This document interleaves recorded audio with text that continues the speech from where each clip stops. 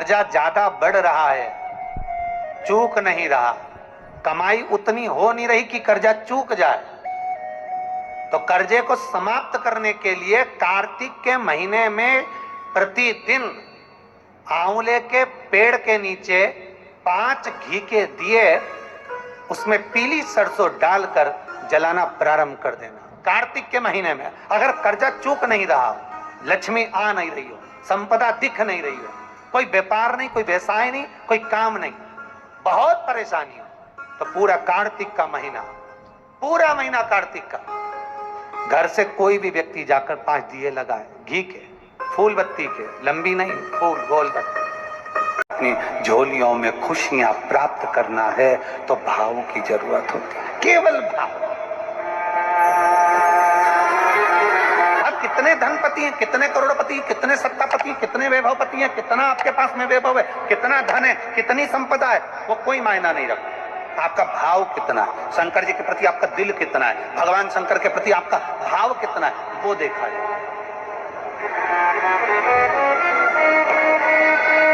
और कभी मौका लगे ना तो एक बार सीहोर कुबेरेश्वर धाम रुद्राक्ष महोत्सव में आकर देखिएगा। हीरे की चूड़ियां पहनने वाली मेरी जीजियां, जिनके घर में 10-10 नौकर काम करते हैं, वो भी कुबेरेश्वर धाम में बर्तन मांजने की सेवा करती हैं, आकर सेवा में लगी रहती हैं, भोजन बनाने की सेवा करती हैं। जिनके घर में 10 नौकर लगे हैं, वो कुबेरेश्वर धाम में आकर बाबा की सेवा में लगती हैं। उनसे पूछो कि तुम क्यों सेवा करती हो, उनसे पूछो कि तुम यहाँ आकर क्यों करती हो सेवा, तो वो कहती हैं हम साल में एक बार बाबा के धाम आते हैं और कुबेरेश्वर बाबा के यहाँ आकर सेवा कर कर जाते हैं। साल भर कुबेर भंडारी इतना देता है कि हमारी सेवा के लिए 10 नौकर लाकर खड़ा कर देता है। ये उसकी कृपा, ये उसकी उदारता, ये उसकी दया है। शंकर भगवान ने पूछा कौन सा रूप, तो कि जो मैं बचपन में भजती थी, जो मैं बचपन में भजती थी, जिसको मैंने बचपन में दर्शन किए हैं, छोटा सा शिवलिंग, छोटा सा, ठीक है, छोटा सा शिवलिंग का रूप शंकर भगवान रखने को तैयार है, ठीक है।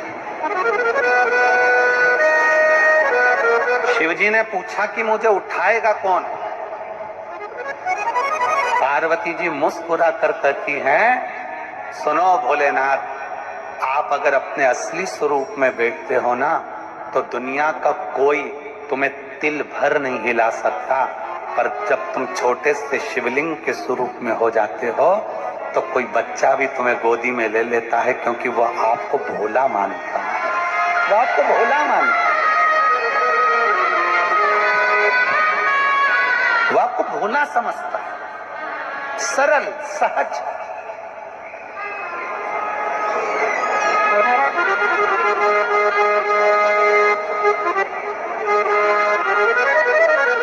बहुत बड़ा दर्शन का फल है।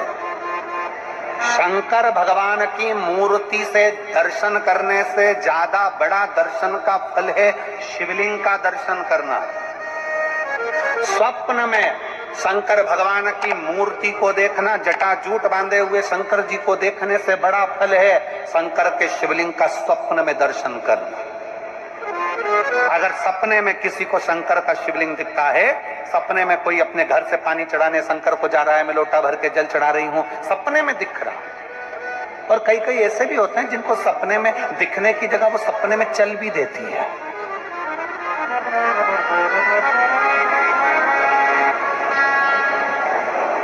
महाराष्ट्र में कथा थी तो वहां एक पत्र आया था, एक भाई ने लिखा था, मेरी पत्नी से मैं बहुत परेशान हो गया हूं, उसका नाम हमें स्मरण में नहीं है, सिरपुर की कथा में वो पत्र था।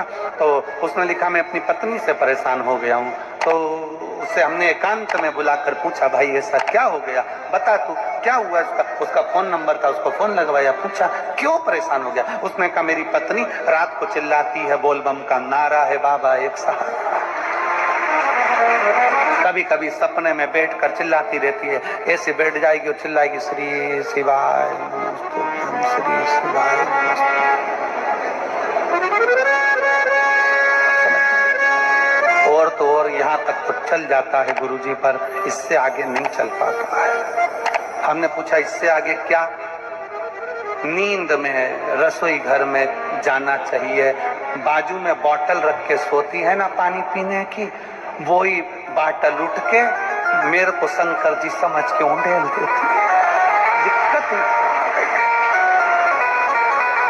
नजदीक तक, यहां तक भी चल जाएगा कि श्री शिवाय नमस्तुभ्यम हम जपे, और ये भी चल जाएगा कि बोल बम का नारा है और बाबा है, पर ये नहीं चलेगा कि वो पानी की बोतल ठंड में मेरे ऊपर डाल दे उंडेल की। ये पास है। हमने कहा तू कल अपनी धर्म पत्नी को लेकर आना, उसकी पत्नी आई। हमने कहा तू कल अपनी धर्म पत्नी को लेकर आना, उसकी पत्नी आई। आंखों से उसके नीर बह रहा था, जल, आंखों से जल बह रहा। जैसे आज गाड़ी चलाकर लेकर आने वाले जो भाई थे, और कमल जी आपने किसको भेजा था हमें नहीं मालूम, जो गाड़ी चलाकर आज लेकर आए थे हमको लेकर, उनकी आंखों में जल भरा हुआ था। वो कह रहे थे जब पहले गुड़ियारी में कथा थी, सबसे आखिरी में बैठकर कथा सुनी थी, एक विनती करी थी बाबा से कि बाबा बस ऐसा कर देना। दूसरी कथा मैंने रायपुर के पास में जब हुई अमलेश्वर में, तब कथा के मध्य में बीच पंडाल में बीच में बैठकर सुनी थी। फिर वहां भी बाबा से एक विनती करी थी, और आज मेरे बाबा ने ऐसी कृपा कर दी कि आपके नजदीक में बैठकर गाड़ी चलाकर यहाँ तक पहुंच।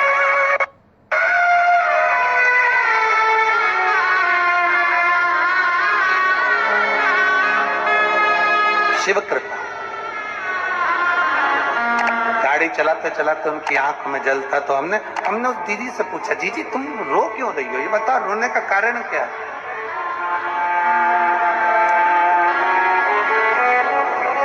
कहने लगी गुरुजी आपका इतनी नजदीक से दर्शन हो गया। हमने कहा जीजी एक बात सुन, आज बड़ी प्रसन्नता से कहते हैं कि किसी गुरु का दर्शन जब होता है तो आंखों से नीर बहता है।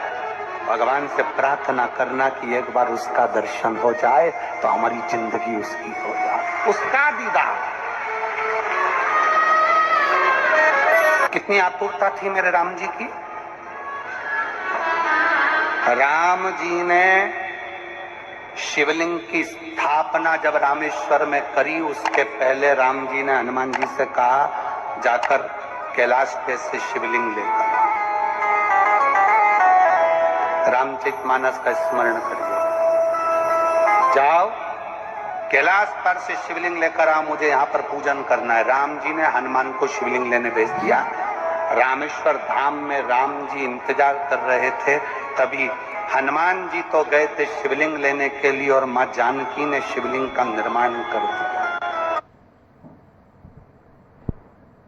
राम जी ने शिवलिंग का निर्माण कर दिया, जानकी जी ने शिवलिंग का निर्माण कर दिया। मतलब शिव जी को प्राप्त करने के लिए क्षण की भी देरी नहीं करना चाहिए। तुरंत हनुमान जी शिवलिंग लेकर आए, हनुमान जी की आंख में जल।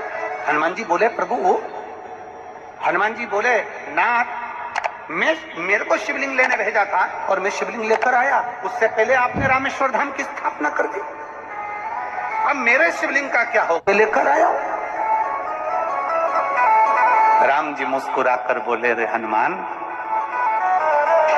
शंकर के शिवलिंग की पूजन में तो देरी करना ही नहीं चाहिए।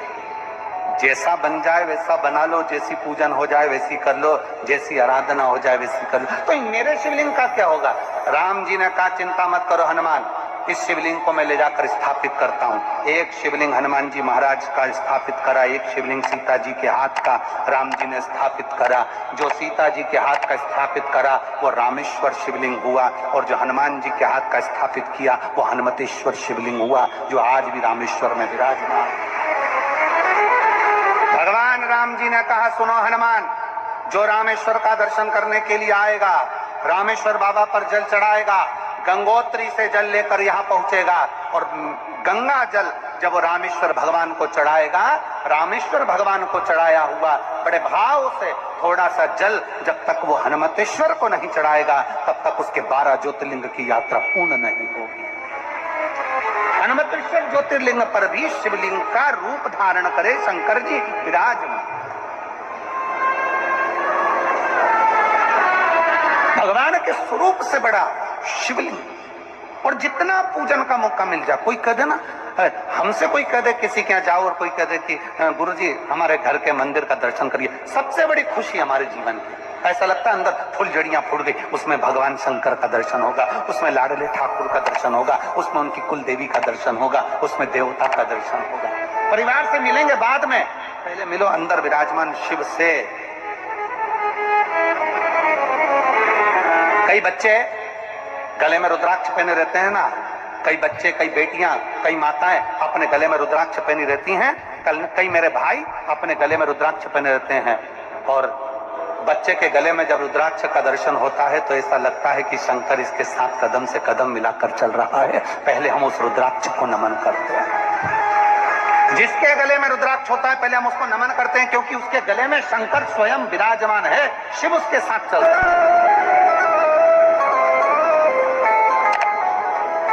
शिव उसकी साक्षी दे रहा है।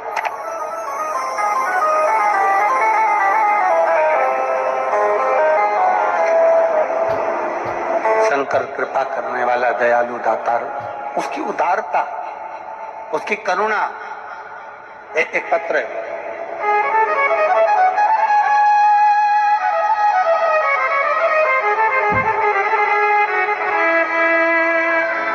मेरा नाम जानकी देवी, पति श्री बुधराम, शिव के अधीन होकर, शिव के अधीन, शिव की शरणागति दृढ़ करता शंकर, हम शिव के अधीन होकर क्या देगा शिव, क्या प्रदान करेंगे भगवान शंकर। मेरी जीजियों, मेरे जीजाओं, मेरी माताओं, मेरे भाई, मेरी बहनों, मेरी बेटी और बेटाओं, जो ये तुम्हारे पास में आकर कोई टॉफी बांट देता है, तुम्हारे पास आकर कोई पानी बांट देता है, तुम्हारे पास आकर कोई बिस्कुट बांट देता है, बाहर जाते जाते कोई खिचड़ी बांट रहा है, कोई चावल बांट रहा है, कोई सांबर बांट रहा है, कोई पूरी बांट रहा है, कोई सब्जी बांट रहा है, उस व्यक्ति का नंबर भी लेकर रखो और पूछना कि 3 महीने में तूने जो रायपुर में किसी का मुंह झूठा कराया था, तेरे को 3 महीने में बाबा ने दुगना चौगना दिया कि नहीं दिया। उससे पूछना कि उसने प्रदान किया कि नहीं किया। वो शिव है, शंकर है। अपना रूप बदल लीजिए, शंकर भगवान अपना रूप बदल लो। शिव जी शिवलिंग की आकृति, पार्वती जी से पूछना मुझे उठाएगा कौन, शंकर भगवान से पार्वती जी कर रही हैं। अगर आप स्वरूप में रहेंगे तो कोई नहीं उठाएगा, पर आप शिवलिंग की आकृति में आ गए तो कोई भी उठा ले।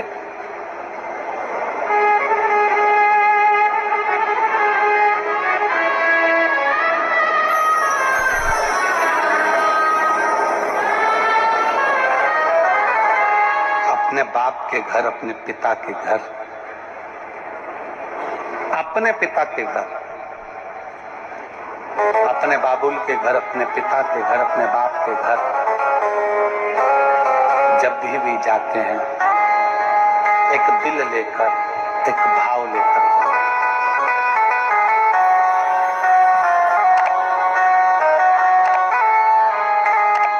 और ध्यान देना, जेब खाली है, जेब खाली है फिर भी मना करते नहीं, जेब खाली है फिर भी मना करते नहीं।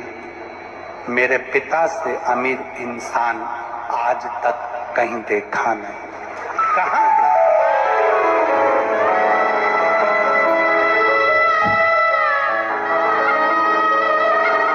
पानी है वो धीरे धीरे डॉक्टर बोल रहा है सूख जाएगा, अब डरने का विषय नहीं। शिव तत्व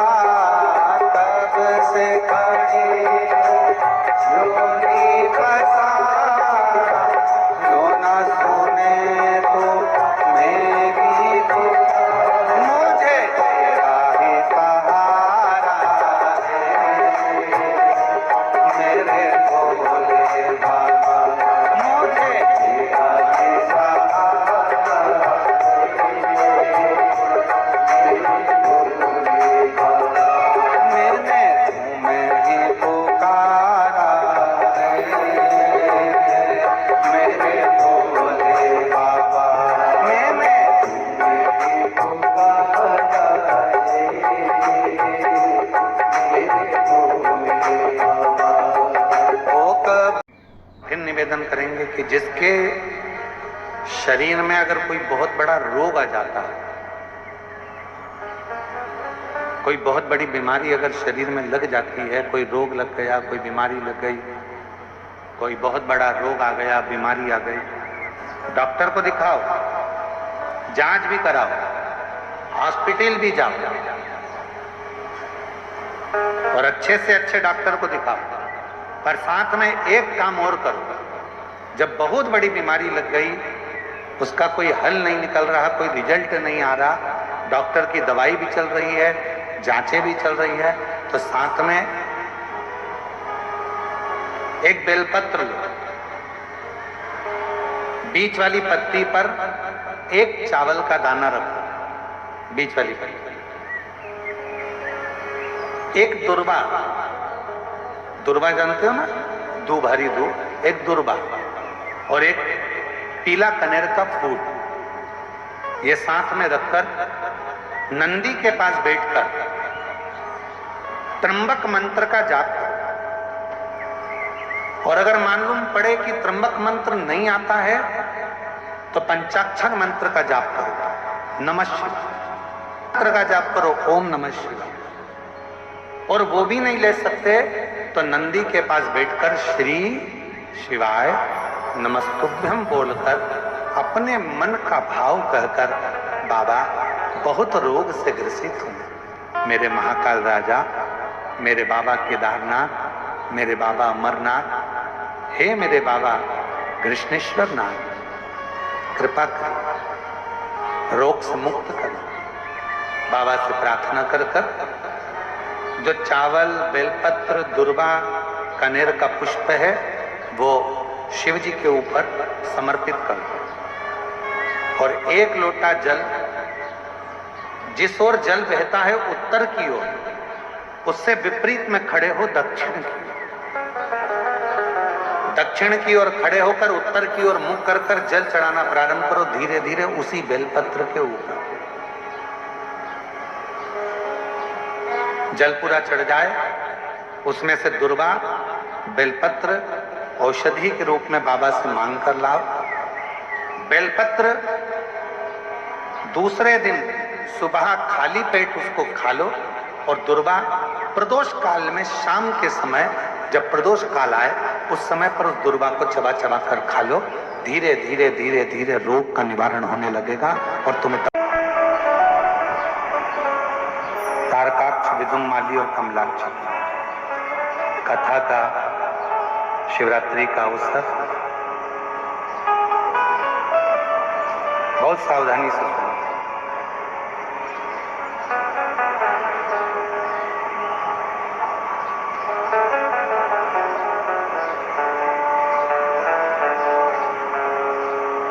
तारकासुर के 3 बेटे तारकाक्ष, विदुमाली और कमलाक्ष, 3। जब तारकासुर चला गया, प्राण छूट गया,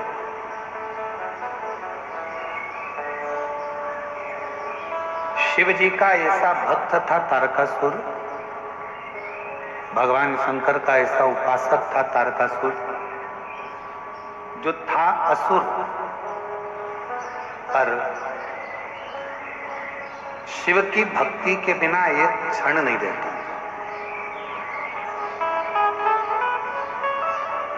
और हमने पहले भी कथा में कहा, फिर कह रहा है, 33 कोटि देवता में केवल एक देव अधिदेव महादेव ऐसे हैं जिनका कोई दुश्मन नहीं।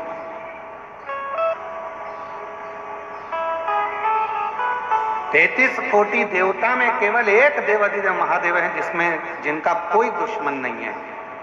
देवता भी उनकी पूजन करते हैं, गंधर्व भी उनकी पूजन करते हैं, अप्सराएं भी उनकी पूजन करती हैं, पशु भी उनकी पूजन करते हैं, पक्षी भी उनकी पूजन करते हैं, नाग भी उनकी पूजन करते हैं, किन्नर भी उनकी पूजन करते हैं। जिनका आराधना साधना सब करते हैं वो केवल एक है, देव अधिदेव महादेव, सब पूजन।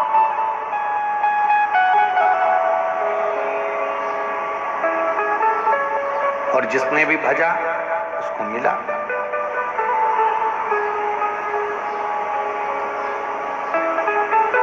ऐसा दुनिया में कोई नहीं है जिसने शंकर भगवान का भजन करा हो, शिव का नाम लिया हो और उसको भगवान शंकर ने नहीं दिया।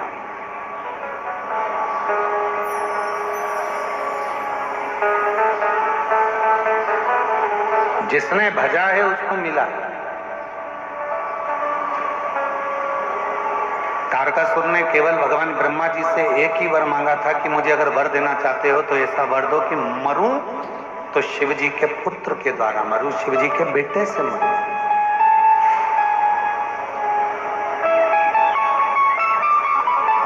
यदि मेरे प्राण जाएं तो शंकर भगवान का बेटा मुझे मारे, इससे ज्यादा कुछ। क्यों?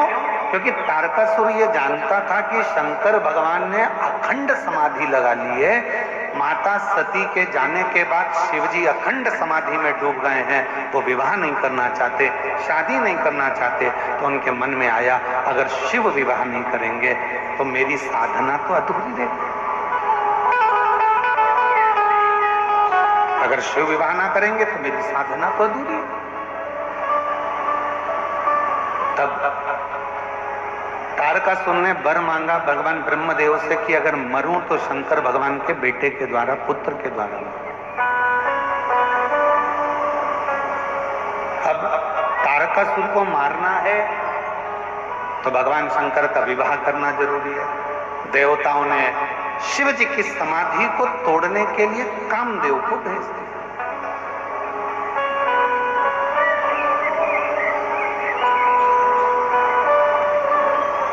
शास्त्र कहता है कि गुरुजी आप कहते हो कि शंकर भगवान की तप साधना को कोई नहीं तोड़ सकता, शंकर भगवान की साधना को कोई नहीं छोड़ सकता, फिर शंकर भगवान ने, कामदेव ने शिव जी की समाधि को क्यों तोड़ दिया? भाई ध्यान देना, स्मरण में लेना, शिव जी सती के पति, कामदेव रति के पति। सती और रति ये दोनों दक्ष प्रजापति की बेटी है। शंकर भगवान को लगा मेरा साडू भाई आया है और मेरा साडू भाई आया है, ये कामदेव आया है, अगर मैं नेत्र नहीं खोलूंगा तो अतिथि का अपमान हो जाएगा। सम्मान करना जरूरी है। शिव जी ने अपना नेत्र खोला, कामदेव जलकर भस्म हो गए, रति मां रोती रही, बिलखी। शंकर भगवान का विवाह पार्वती जी के साथ में पक्का हुआ। भगवान के तेज पुंज को ले जाकर गंगा जी के जल में छोड़ा गया। गंगा की धार से 6 पुत्रों ने जन्म लिया। कृतिकाओं ने उसका पालन करा। जब 6 ही एक साथ रोने लगे, 6 ही एक साथ दूध पीने लगे तो कृतिकाएं परेशान हो गई। हाथ में गंगा का जल लेकर उन्होंने 6 ही को एक कर दिया तो मुख तो 6 रह गए, शरीर एक हो गया, जिनका नाम षडानंद कार्तिकेय हो गया। बोल कार्तिकेय महाराज की।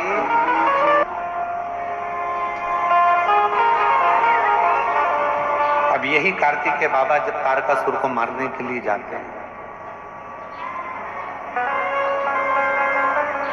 चले, पार्वती जी ने रोका कार्तिकेय को कि षडानंद थोड़ा रुक जाइए। षडानंद ने कहा मां किस लिए? कहा कार्तिकेय, जिस तारकासुर को तुम मारने के लिए जा रहे हो उस तारकासुर के हृदय में तुम्हारे पिताजी भगवान शंकर बसते हैं। हमने कल भी कहा था, आज फिर कहते हैं, जिसके हृदय में शिव बसा हो, जो भगवान शंकर की आराधना करता हो, साधना करता हो, उपास करता हो, शिव के भक्ति में जो डूबा रहता हो, शिव साधना में जो डूबा रहता हो, आप सबसे निवेदन है, प्रार्थना है, प्रयास करना कि शिव भक्त के मन को कभी मत दुखा।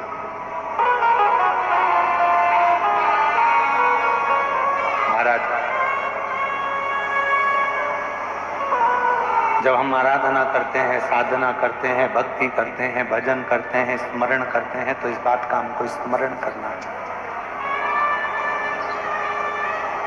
और हम तो संपूर्ण क्षेत्रवासियों से हम क्यों कहते हैं, आप लोगों से क्यों कहते हैं कि आओ तो अपने घर से कुछ बना कर लेकर आया करो, अपनी अड़ोसन पड़ोसन, अड़ोसन कहते हैं सीधे हाथ वाली को, पड़ोसन कहते हैं उल्टे हाथ वाली को, धड़ोसन कहते हैं पीछे वाली को। तो प्रयास करा करो कि अपने घर से कुछ बना कर लाई, या टॉफी लाई, या बिस्कुट लाई, या कोई सामान लाई, या पानी लाई, तो थोड़ा थोड़ा थोड़ा थोड़ा सबको देने का प्रयास करा करो, उनका मुख झूठा कराने का प्रयास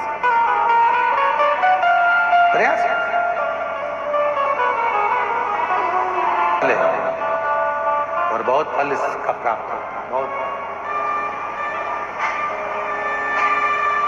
महाराज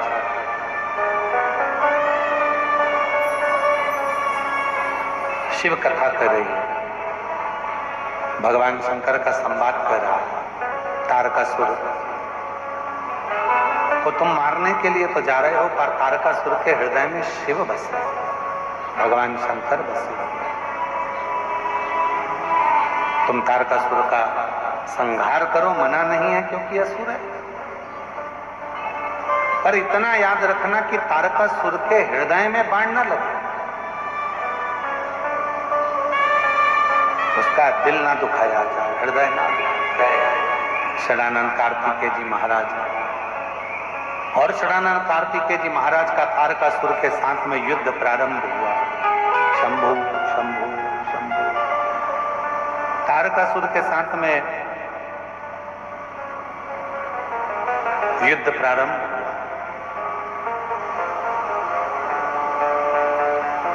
और जैसे ही तारकासुर के साथ में युद्ध प्रारंभ हुआ, बाण पर बाण छोड़े गए, पर हृदय में ब्रह्मा जी ने कहा संसार में अगर जन्म लिया है तो प्राण तो जाएंगे, मृत्यु तो हो निश्चित। और यदि आप कह रहे हो कि मृत्यु निश्चित होगी, मौत आएगी, तो हमें वर दीजिए कि हम मरे तो तीनों एक साथ मरें, हमारे प्राण छूटे तो तीनों के एक साथ छूटे।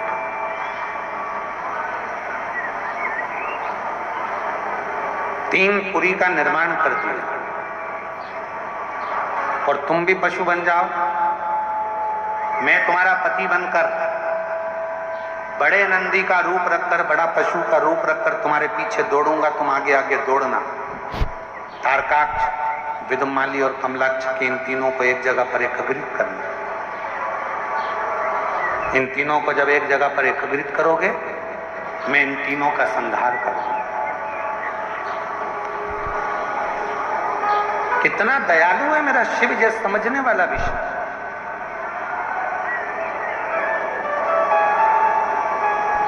मेरे शंकर भगवान ने, मेरे भगवान ओघड़ दानी ने, मेरे शंभू ने, मेरे त्रिकालदर्शी, मेरे कैलाशी ने मनुष्य को पंख नहीं दिए। पंख दिए हैं तो केवल पक्षी को दिए। तो मान लो आज के समय में अगर पंख मनुष्य को लग जाते तो वो मनुष्य टिकता है एक जगह पर।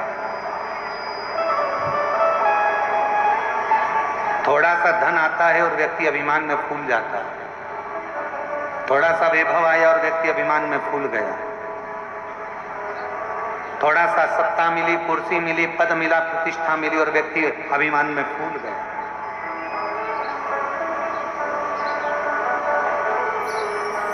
इसीलिए भगवान जो भी देता है वो सोच समझ कर देता है, बड़ा समझ कर देता है।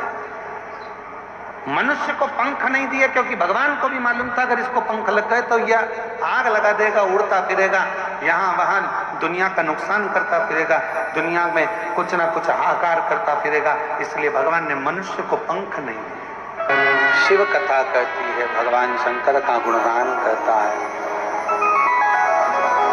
अर्जुन से कह दिया कि इसको मारना है। अर्जुन कहता है कि मैं कैसे मारूं, पहले ब्राह्मण, संत, गुरुजन, साधु, तपस्वी, साधक, उपासक यज्ञ तो करें, अनुष्ठान तो करें, तब तो ये मरेंगे। तभी उसी पल, उसी घड़ी, उसी क्षण अर्जुन ने भी भगवान शिव का ध्यान करा, मातली ने भी भगवान शंकर का ध्यान करा। ये वो पवित्र भूमि है ओंकारेश्वर की।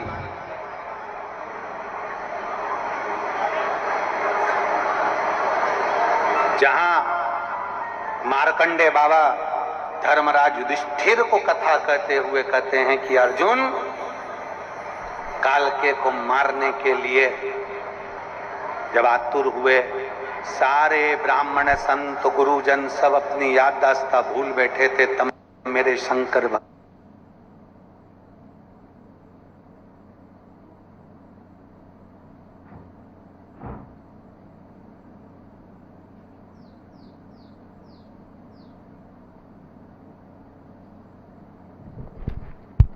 का उच्चारण करा।